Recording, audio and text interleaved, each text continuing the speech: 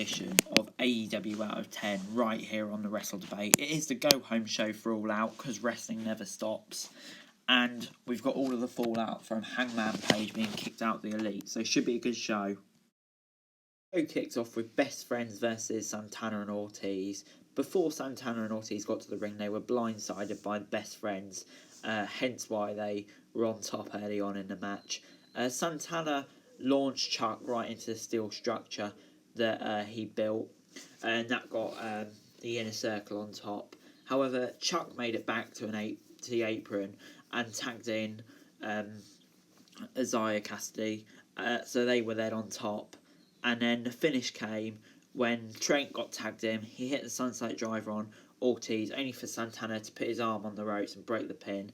There was then a distraction, and Ortiz caught Trent with the nightstick for the win. I'm giving this a 6.5 out of 10. Good match to start the show, and I think probably the right team won.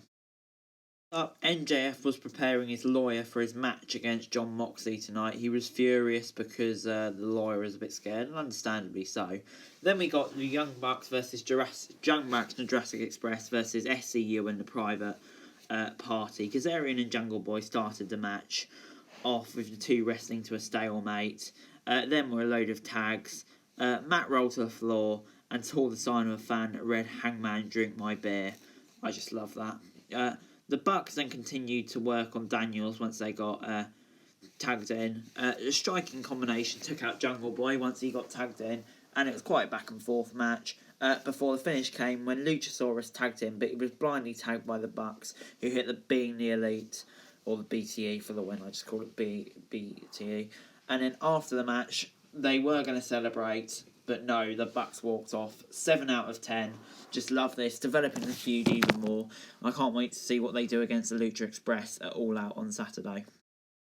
FTR said they would end the reign of Omega and Paige before Omega came to the ring, and was asked by Tony Schiavone why Adam Page betrayed the Young Bucks. Omega said that people made mistakes and FTR tricked him into it. Cash Wheeler and Harwood then came down to the win and said they had no issues with Omega and Page, and they offered Omega some chocolate milk. Omega knew what they were doing and decided to just get this over with. He wasn't afraid of a 2-on-1 fight. Then Hangman Adam Page came out, and Dax Harwood said he never convinced him to do it. Omega didn't believe that. FTR left. Page picked up the tag titles, and Omega wasn't there. This was just brilliant, and I cannot wait to see what happens at All Out on Saturday. 7.5 out of 10. Next up, it was Chris Jericho versus Joey Janela. Chris Jericho was wearing a freshly squeezed top, and Cassidy was at ringside. Janela took 2 back suplexes, but a third he escaped and built up a bit of momentum. As Janela leapt off the rope for a springboard manoeuvre, Jericho caught him with a code breaker and the Wolves of Jericho for the win. 6.5 out of 10. After the match, he teared off one of the turnbuckles, busting Janela's face into it, and then Solly came a bit laid in Jericho. Hager came to the rescue, but he was sent to the floor by Orange Cassidy, and Jericho got angry. 6.5 out of 10 for me. Built up perfectly well, and I'm still looking forward to the match. At AEW All Out, of course, we're getting the Casino Ladder match, so Taz came out to hype Cage and Starks before Lance Archer and Jake Roberts came out, interrupted them. Then it all came into a bit of a argument, especially when Eddie Kingston came out. He's just great. Tully Blanchard brought Sean Spears out, and it all broke down. They had a little fight, and it just got broken up. It was very weird. 5.75 out of 10, all a bit chaotic, really. There was 2 ladies making their debut on AEW, Thunder Rosa versus Serena Deeb. Serena Deeb took things over after Rosa made a mistake early on. Deeb then took Rosa down again and worked on the knee and was pretty much in control for most of it. However, Rosa kicked out from a drop kick, and the stinking combination set up for a German suplex.